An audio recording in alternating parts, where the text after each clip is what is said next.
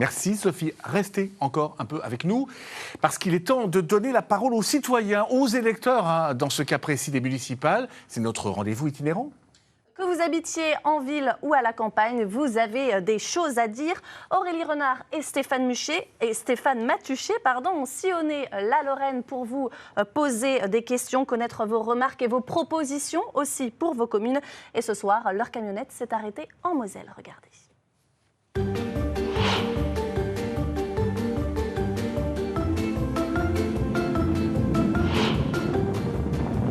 Aujourd'hui, nous partons pour Saint-Avold, en Moselle. Saint-Avold, dont la vie économique a longtemps été rythmée par l'activité charbonnière. Aujourd'hui, la ville tente de sortir de ce monopole industriel et de jouer la carte de la transition énergétique. Mais le processus est lent et crée de vives tensions. Problématiques sociales, d'emploi ou encore de sécurité animent la vie politique.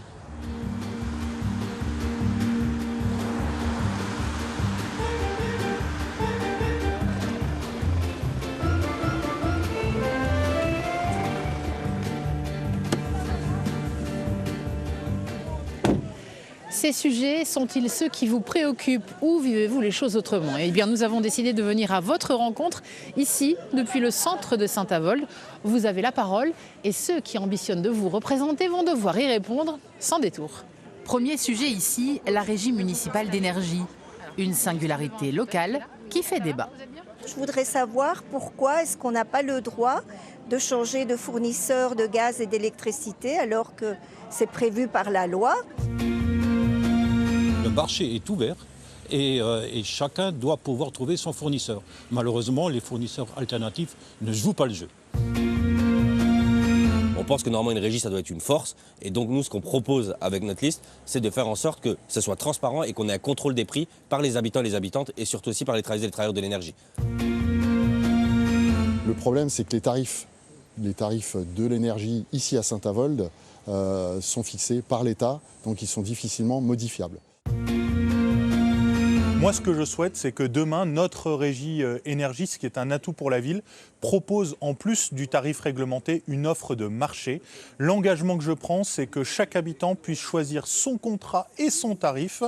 Vu que tout augmente ici à Saint-Avold, j'aimerais savoir pourquoi nos élus s'amusent à gaspiller l'argent en faisant des travaux complètement ridicules et inutiles au centre-ville.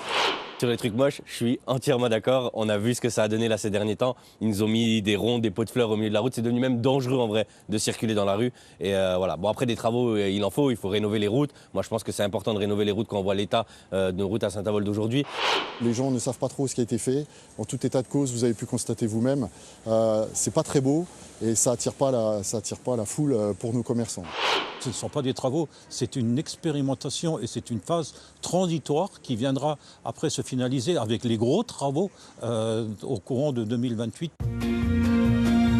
C'est vrai que le résultat n'est pas satisfaisant parce qu'on fait des petites touches, des petites rustines à chaque fois. Et moi, ce que j'en pense, c'est qu'il faut maintenant refaire les choses correctement, donc c'est-à-dire s'occuper de la rue entièrement. Moi, je veux qu'on change de méthode. La méthode, ça doit être de consulter les habitants et de co-construire les travaux que l'on souhaite voir pour le bien-être de la ville et pour l'amélioration du cadre de vie. Comment concrètement est-ce que vous pouvez réussir à redynamiser le commerce local à Saint-Avold ?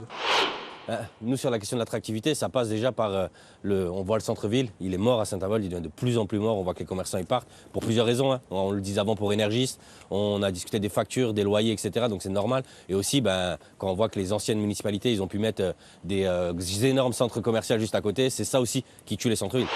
Les soutenir dans toutes leurs initiatives, en créant par exemple un chèque Made in Saint-A. Pourquoi pas étudier la gratuité du stationnement et puis proposer plus souvent des animations donc pour faire venir les gens. Je propose d'avoir de nouveaux services en ville, la création d'une médiathèque et d'un espace de coworking, la diversification des commerces en rachetant et en baissant les loyers des cellules pour faire revenir les commerçants en cœur de ville. Quand des commerces ferment, on le dit, mais quand des commerces ouvrent, on ne le dit pas. Il faut le dire, il y a plus de commerces qui ouvrent que de commerces qui ferment. Je pense que les mégots, c'est un vrai souci à Saint-Avold. Il y en a partout et notamment dans les espaces verts. Une fois, j'en ai compté 93 dans un seul massif. on ne jette pas son mégot par terre, mais pour ne pas le jeter par terre, effectivement, il faut des cendriers, donc peut-être en mettre un peu plus dans le centre-ville, déjà pour commencer. La ville est propre, elle est nettoyée tous les jours. Il y a une dame bien sympathique et professionnelle qui est là avec son aspirateur et qui nous nettoie la ville constamment tous les jours. Une ville sûre, alors en mettant une présence de policiers municipaux, puisque le jet de mégots sur le sol, c'est une infraction. Forcément, alors on ne va pas verbaliser, on va faire plutôt dans la prévention. Voilà pour Saint-Avold et ses listes candidates. Nous repartons sur les routes pour une nouvelle escale lorraine.